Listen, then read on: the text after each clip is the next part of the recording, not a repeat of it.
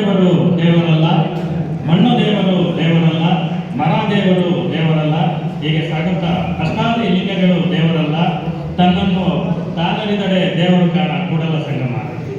ಯಾಕೆ ಈ ಮಾತನ್ನು ಹೇಳ್ತಾ ಇದ್ದೀನಿ ಅಂದರೆ, ಚೆನ್ನಯ್ಯ ಸರ್ ಅವರು ವೈಜ್ಞಾನಿಕ ಮನೋವೃತ್ತಿ ಬಗ್ಗೆ ಸಾಕಷ್ಟು ಮಾತಾಡೋದು.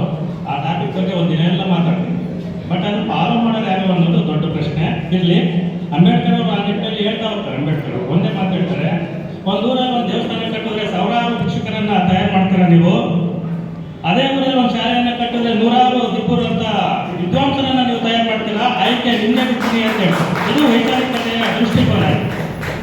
ಹಾಗಾಗಿ ವೈಚಾರಿಕತೆಯ ಬಗ್ಗೆ ದಿನವೆಲ್ಲ ಮಾತಾಡ್ಬೋದು. ಇರಲಿ, ಈಗ ವೇದಿಕೆ ಮೇಲಿರುವಂಥ ಎಲ್ಲರೂ ಅದ್ಭುತ ವಾಗ್ಮಿಗಳು.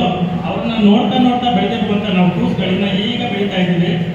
ಒಬ್ಬೊಬ್ಬರು ಘಟಾನುಘಟಿಗಳು ಸಾಹಿತ್ಯದಲ್ಲಿ, ಭಾಷಣದಲ್ಲಿ ಎಲ್ಲದರಲ್ಲೂ ತಿಳ್ಕೊಂಡಿರೋರು. ಕುಮಾರ್ ಸರ್ ಅಂತೂ ಅವ್ರ ಮಾತುಗಳು ಕೇಳ್ತಾನೆ ಇರಬೇಕು ಅನ್ಸುತ್ತೆ. ಹಾಗೆ ಸಮಯ ಇದರಿಂದ ಕಮ್ಮಿ ಮಾತನಾಡಿದ್ದಾರೆ.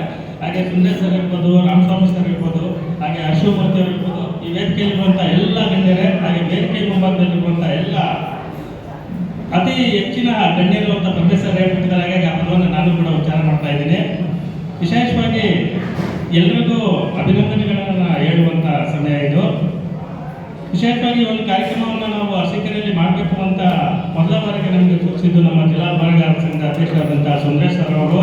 ನಿಮ್ಮೂರಿನ ಒಬ್ಬ ಕವಿ ಹಾಸನಲ್ಲಿ ವೃತ್ತಿಯನ್ನು ಮಾಡ್ತಾ ಇರ್ಬೋದು, ಆದರೆ ನಿಮ್ಮೂರಿನಲ್ಲಿ ಯಾಕೆ ಕೃತಿಗಳನ್ನು ಬಿಡುಗಡೆ ಮಾಡಬಾರ್ದು ಅಂತ ನಮ್ಮ ಜೊತೆ ಶೇರ್ ಮಾಡ್ಕೊಂಡಾಗ ನಾವು ಪರಮೇಶ್ವರ್ ಅವ್ರ ಮನೆಯಲ್ಲಿ 2-3 ಬಾರಿ ನಾನು, ಪರಮೇಶ್ವರ್, ಹರೀಶು, ಸುಂದರೇಶ್ ಸರ್, ಹಾಗೆ ಚೆನ್ನೇಗೌಡರು ಸರ್, ಈ ರೀತಿಯಾಗಿ ಮಂಜುನಾಥ್ ಸರ್ ಅವರು ಈ ಎಲ್ಲರೂ ಸೇರ್ಕೊಂಡು ಯಾಕೆ ಮಾಡಬಾರ್ದು ಅಂತ ಕಾರ್ಯಕ್ರಮವನ್ನು ಯೋಚಿಸಿದ್ದೀವಿ. ಆ ನಿಟ್ಟಿನಲ್ಲಿ ಇವತ್ತು ಈ ಕಾರ್ಯಕ್ರಮ ಅತ್ಯಂತ ಯಶಸ್ವಿಯಾಗಿದೆ ಅಂತ ನಾನಾದರೂ ಕೂಡ ಭಾವಿಸ್ತೀನಿ.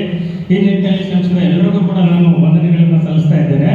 ಈಗ ಅಧ್ಯಕ್ಷೀಯ ಭಾಷಣ ಹೆಂಗಾಗಿದೆ ಅಂದರೆ, ನಾವೊಬ್ಬ ಟೀಚರ್ ಮೂಲ